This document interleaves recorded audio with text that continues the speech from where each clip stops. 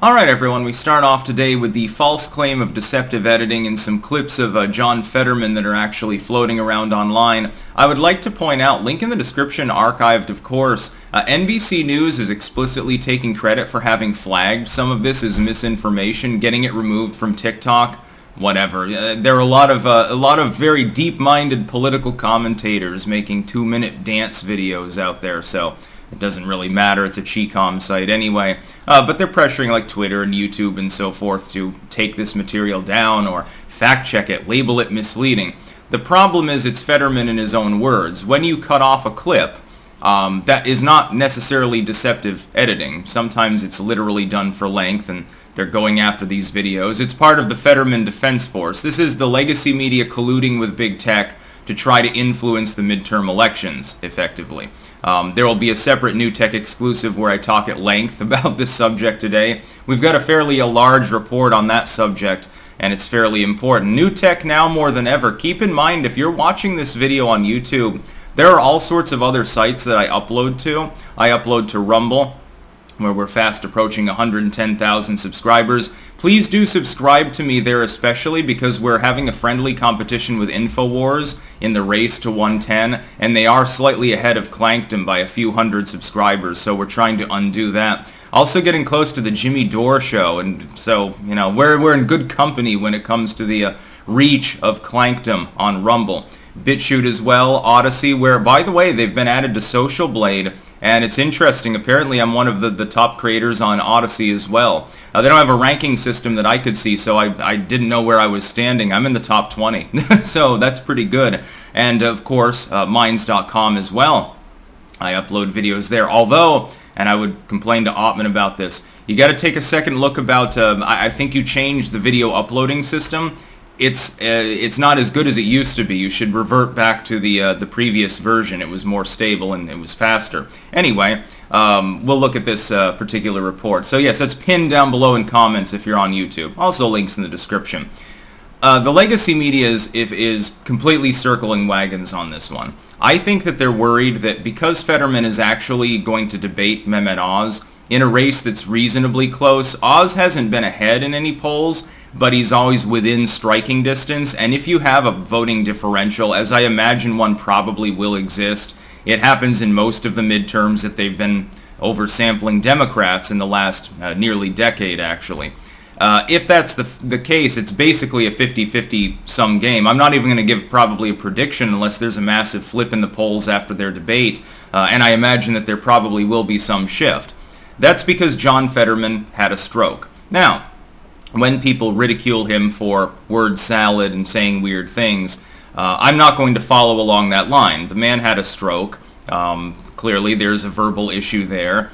These clips are not deceptively edited. They are John Fetterman in his own incoherent words. I'm not going to ridicule him for that. The 2 points that I would make are that some of the gaffes are not the result of having had a stroke, like when he cringily called himself John Fetterwoman the other day, in a ploy, I guess, to indicate that he was more pro-female than Mehmet Oz or something like that. I'm not exactly sure where he was going with that, and it reeks of desperation. I talked about this yesterday. That's not the kind of thing that you do in the 11th hour of a campaign if you're confident that you're going to win. When you're ahead at least by a couple of points at every single poll in the latest slew, but you're still changing your tactics, that's not usually a sign of strength. That's a sign that your internal polling doesn't quite line up with what you're seeing on the RCP aggregate, and you're getting a little bit nervous. Of course, having to debate Oz, a person who has not had a stroke, is going to be difficult for him.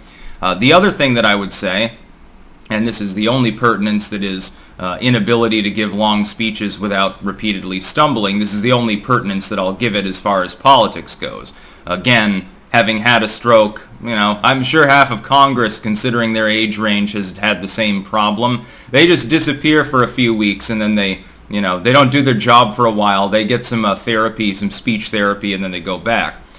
Fetterman, though, appears to have lingering issues because of this.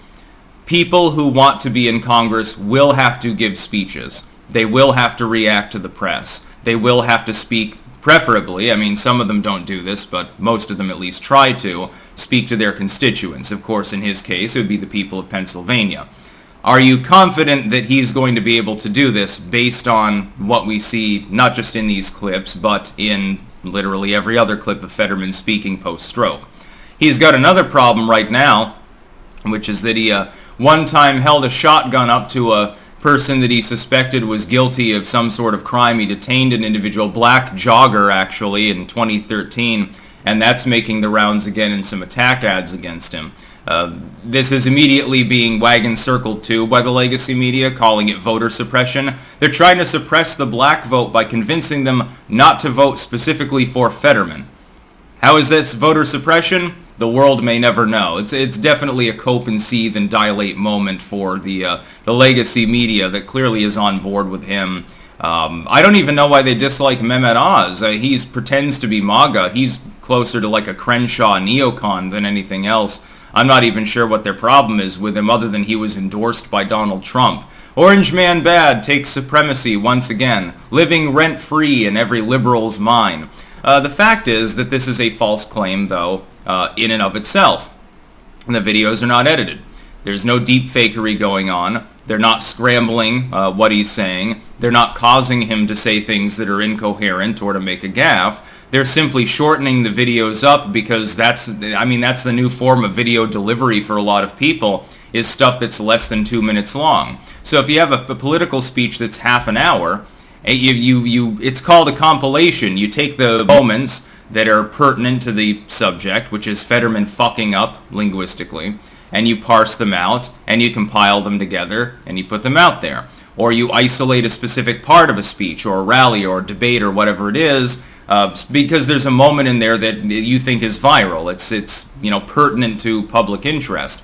This is normal content creation. It's been going on for fucking 20 years on the internet. All of a sudden, NBC News decides it's disinformation and begins explicitly and self-proclaimedly contacting the big tech firms to have it taken down because it's misleading. Are you going to claim that Russians are the ones that are trying to defeat John Fetterman? I bet they probably would love to do that if they thought that they could get away with it and anyone would believe the claim. They probably would do that. Well, Mehmet Oz is a dual citizen of Turkey, and that one dude, what's his name there, Flynn, I think it was, did deals in Turkey. Clearly, there's collusion here through the Russians because Orange Man obviously is a Putin puppet. I'm surprised they haven't even bothered to make that 3 degree of separation sort of commentary by this point. And big tech, at least in some cases, appears to be going along with the shilling. And that's what it is. This is a goddamn grift. It's an astroturfed concept. The fact checkers have been fact checked on this explicitly by other outlets, pointing out that there's no actual editing within these clips other than, hey, we shortened it for length. Because you literally have to do that, especially if you're doing like a YouTube short or TikTok or uploading on some sites. You explicitly have no choice but to do that. You don't have the option of uploading a 15-minute video in all cases. By the way, this is a retrogression of tech if I ever saw one. One of the greatest things in the world was when YouTube, back in the late 2000s, got widescreen capabilities and extended to 15 minutes beyond the old 10-minute video upload limit. That was considered a red letter day by virtually every content creator. Now for some reason people are cheering for vertical video, which is the most hideous delivery you can possibly have and least efficient with regards to actually having good quality video, and sub 2 minute clips. I don't know, I'm not hip to that. No cap for real, fellow Zoomers. Again, read the link in the description. You can look at the cope for yourself. The fact that the claim of deception is itself deceptive. And we've seen this before. We've seen it on the Hunter Biden laptop story, for example. That scandal, by the way, has not gone away. But the legacy media conceives of it as having gone away because it refuses to talk about it. I fucking wonder why. That's about all. Peace out.